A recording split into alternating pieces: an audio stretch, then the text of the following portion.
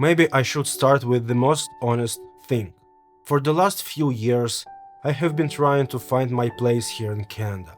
I worked as a delivery driver, worked on film sets, had 1 year in an office job, trying to run a small video agency, mostly around personal projects, built Supa and iOS app, and through all of that, I kept taking freelance video editing gigs because that was the skill I knew how to survive with.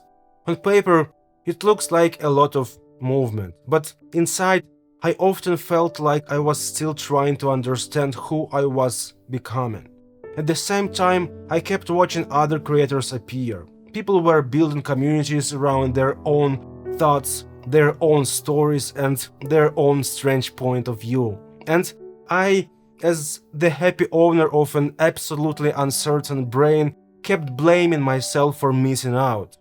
It was not only FOMO about content or platform. It was FOMO about identity, about the life I could have been building if I had trusted myself earlier, instead of constantly trying to prove that another direction made more sense. So I tried different formats. I tried to sound useful, tried to follow what looked logical, and tried to build around the parts of my past that were easier to explain.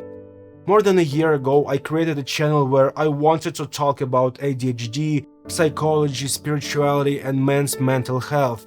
But almost immediately, my imposter voice showed up and said, "Who are you to speak about this?" And instead of staying with the discomfort, I gave up.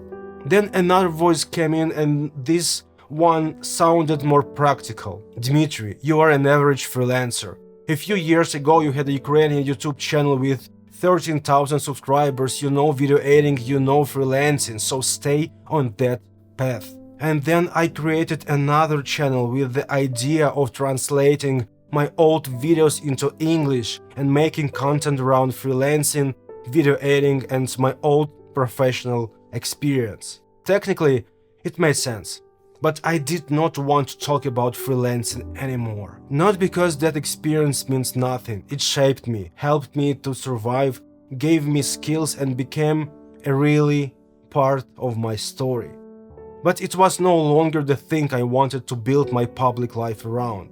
Eventually, I raised the channel because it was not me. It was another attempt to keep an old identity alive because I was afraid to admit what I actually wanted to do. After that, I sat down and asked myself a simple question. What was the strongest side of the younger Dmitry? The answer was writing.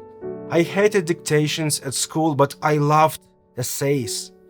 I have been journaling almost my entire life through notebooks, apps, random documents, and voice notes. I always had some private conversation with myself happening somewhere, and I was always trying to understand my life by writing it down.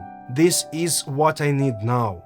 I need to write publicly. I also got an idea for a book called The Boy Who Stutters. It would be the story of a boy whose brain worked differently, but who did not understand that yet. A boy who had a wonderful childhood in many ways, but was not prepared for real life and had to figure out too many things by himself.